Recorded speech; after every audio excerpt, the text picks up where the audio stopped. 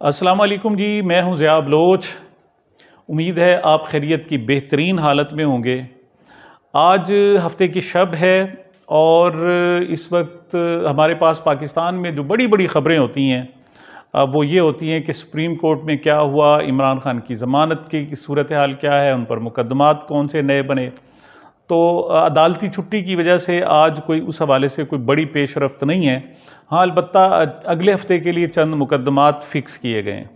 लेकिन अचानक एक बात सामने आने लगी है कि ये क्या हुआ जनाब के 21 अक्टूबर को कहते हैं कि ऐसा ना हो जाए कि ये 12 अक्टूबर में कन्वर्ट हो जाए, तब्दील हो जाए।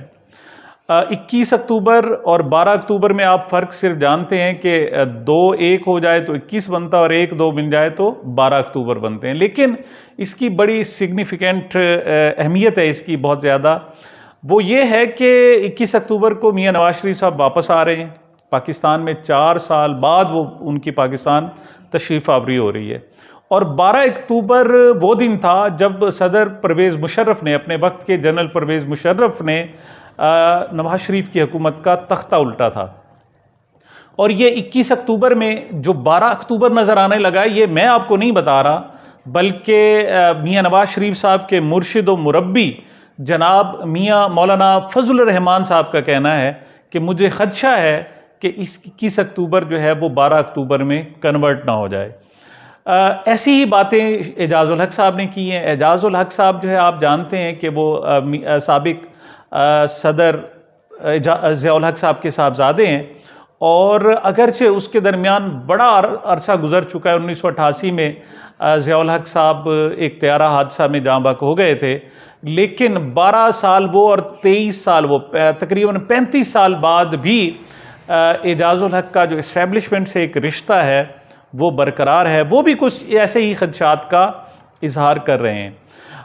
मौलाना फजल रहमान साहब ने गुज़श्ता रोज़ पेशावर में एक गैदरिंग, एक तकरीब से खिताब की। ये उनकी सोशल मीडिया के हवाले से गैदरिंग थी। वहाँ उन्होंने 3-4 पॉइंट्स के हवाले से बात की जिनका यहाँ तज़किरा करना मुनासिब लगता है। सबसे पहले तो उन्होंने कहा है कि मज़ा नहीं आता कि आपका मुखालिफ जो है वो जेल में पड़ा हो और आप उसके ख़िलाफ़ तकरीरें करते रहें और जलसे करते रहें।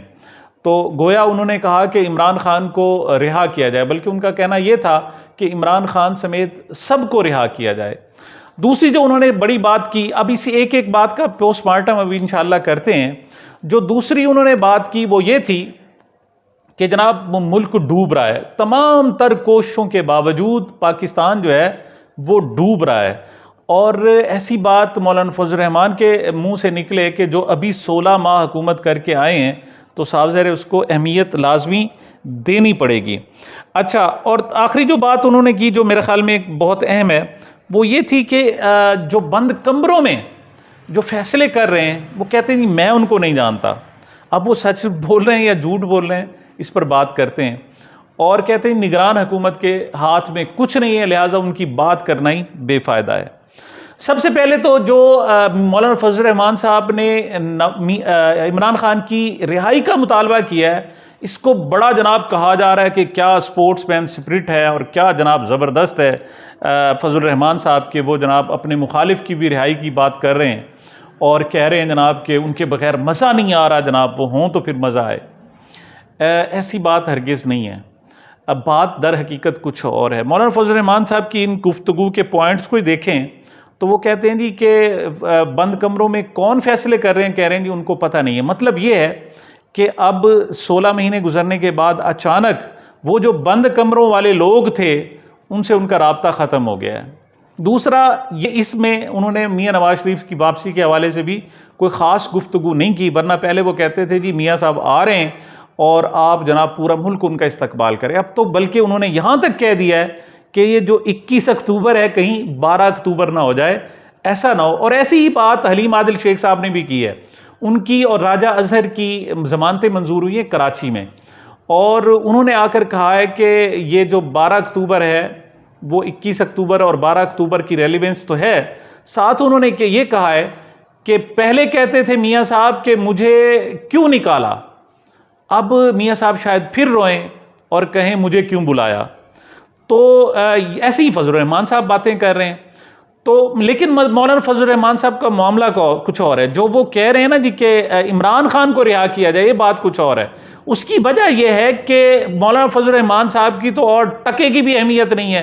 उनकी अहमियत सिर्फ और सिर्फ ये है कि वो इमरान खान को गालियाँ बहुत अच्छी दे सकते हैं, उनकी मुखालफत बहुत ज़्यादा अच्छी कर सकते हैं, तनकीद बहुत अच्छी कर सकते हैं। अब जब से इमरान खान साहब जेल में गए हैं तो जनाब को कोई पूछता ही नहीं है। मौलाना फजल रहमान साहब की अहमियत ख़त्म हो गई है। तो अब वो इसलिए पुकार रहे हैं बकौल फैज़ के गुलों में रंग भरे बादे नौबहार चले, चले भी आओ कि गुलशन का कारोबार चले। असल में उनका कारोबार ख़त्म हो गया है। ये फैज़ साहब का बड़ा मशहूर है, वो इसी की अगला शेर भी है कि मकाम फैज़ कोई राह में जचा ही नहीं, जो कुए यार से निकले तो सूएदार चले। इसके हवाले से बड़ी पैरोडी भी है, शायद वो मौलाना फजल रहमान साहब को समझ आ जाए या उनके जो दूसरे लोग हैं उनको समझ आ जाए।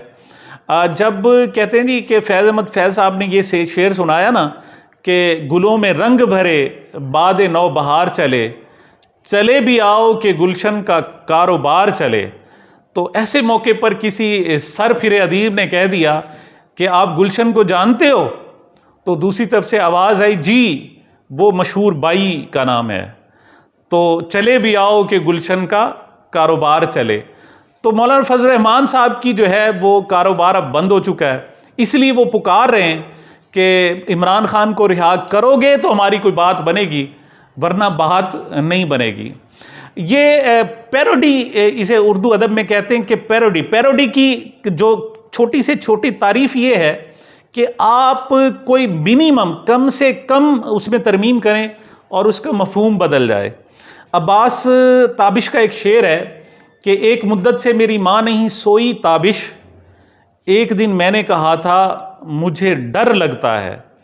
तो कहते हैं अब्बास ताबिश साहब ये शेर सुना ही रहे थे कि जो वो स्टेज सेक्रेटरी था उसके मुंह से निकल गया कि एक मुद्दत से मेरी माँ नहीं सूई ताबिश, एक दिन मैंने कहा था मुझे डर लगता है। तो मौलाना फजल रहमान साहब असल में वो जो गुलशन थी, उस गुलशन की तरह अब इस वक्त जनाब आवाज़ें दे रहे हैं कि कोई आए और इमरान खान को रिहा करे तो हमारा कारोबार चले, वरना उनका कारोबार बंद हो चुका है। जो दूसरी बात उन्होंने कही है कि बंद कमरों में फैसले करने वालों को वो जानते नहीं, तो ये मौलाना लगता है कि मुबालगा आराई से काम ले रहे हैं। ऐसी बात हरगिज़ नहीं है। मौलाना साहब उनको बहुत अच्छी तरीके से जानते हैं, बहुत अच्छी तरीके से। उनके साथ उनको लेन देन का, सौदे करने का बड़ा अच्छा और आला तजर्बा है, और उनको अंदाज़ा है कि किस तरीके से कीमत वसूल की जाती है, किस तरीके से पेमेंट्स वसूल की जाती हैं, किस तरीके से खिदमात मुस्तार दी जाती हैं, वो उनको अच्छी तरह अंदाज़ा है। और तीसरी बात जो उन्होंने कही है कि निगरान हुकूमतों के हाथ में कुछ नहीं है, निगरान हुकूमत के हाथ में कुछ नहीं है, लिहाजा उनकी बात करने का कोई फ़ायदा नहीं। ये उनकी पहली बात की नफ़ी है। अगर उनको बंद कमरों वालों को पता ना होता तो फिर वो कहते निगरान हुकूमत ही सब कुछ है।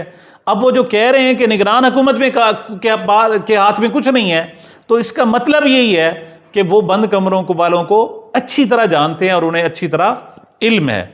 दूसरी जो बात वो कह रहे हैं कि मुईशत, मुल्क डूब रहा है, पाकिस्तान की मुईशत डूब रही है। वो कहते हैं जी पहले मुल्क बचाना होगा, उसके बाद कुछ और बनेगा। यही तो इमरान खान कह रहा था। उसने कहा था कि देखो मेरी आपने हुकूमत गिरा दी सो गिरा दी, लेकिन कुछ बेहतर तो ले आते, कुछ ऐसा तो ले आते जो मुल्क को बेहतर तरीके से चला लेता।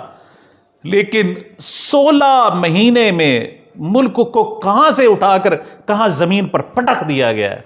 अब उसको संभालना मुश्किल हो रहा है और लोग परेशान हैं कि क्या किया जाए। इमरान खान जेल में बैठा है और इस वक्त जो बल्ली का बकरा है, जिसे कहते हैं कि कुर्बानी का बकरा, वो मियां नवाज शरीफ साहब को बनाया जा रहा है। और मियां नवाज शरीफ साहब के हवाले से खुद हफीजुल्लाह नियाजी साहब कहते हैं, जो इस वक्त मियां नवाज शरीफ साहब के सबसे बड़े मद्दाह और सबसे बड़े बहीखा हैं, उनका कहना भी ये है कि आप 2024 के अवाइल में, उन्होंने कॉलम लिखा है जंग में, रोजनामा जंग में, उनका कहना है कि 2024 के अवाइल में आप एक मुल्क की मकबूल तरीन सियासी जमात के हाथ पांव बांध कर, जोर ज़बरदस्ती करके उसे नज़रअंदाज करके इलेक्शन करा देंगे और बैलेट पर बल्ला भी नहीं होगा और इमरान खान भी नहीं होगा। लेकिन उससे होगा क्या? वो अपने मुरब्बी, अपने मोहसिन, अपने मदा जनाब मियाँ नवाज शरीफ साहब से कह रहे हैं कि मियाँ नवाज शरीफ साहब इस तमाम ज़ोर ज़बरदस्ती से, सीट एडजस्टमेंट से अगर वज़ीर आज़म बन भी जाते हैं, मशरूत वज़ीर आज़म, लफ्ज़ जो उन्होंने इस्तेमाल किया है कि मशरूत वज़ीर आज़म बन भी जाते हैं, तो उनके गुलशन का कारोबार भी 6 माह से ज़्यादा नहीं चलेगा। बहरहाल खान साहब जेल में बैठे हुए हैं और देख रहे हैं कि चलें, आएँ, गुलशन का कारोबार चलाएं, आपसे चलता है तो चलाएं।